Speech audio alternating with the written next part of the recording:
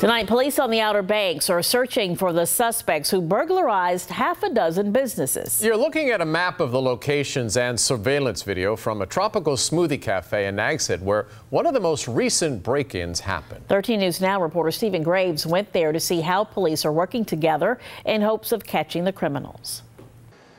A burglary crime spree hitting two Outer Banks towns. The culprits caught on camera. While police say they could be hard to identify, there's at least one thing that stands out. Distinctive walk should help separate him out from other suspects. Take a look. This is at the Tropical Smoothie off Croatan Highway early last Tuesday morning. The suspect moved with that distinct walk, later carrying out what appears to be a cash register drawer with money in it. Nags Head police say two people are in the video, possibly responsible for two other burglaries in town. Kill Devil Hills police are dealing with a similar situation. We can't say 100%, but we firmly believe between our agency and Devil Hills that all the incidents are connected. Here they are, 6 burglaries in all. They span from late August to September. Most seem to center around fast food restaurants on Croatan Highway. One exception, this bowling alley. Police say each break-in was done with similar tactics. People that broke in smashed through a window. Access was gained, and they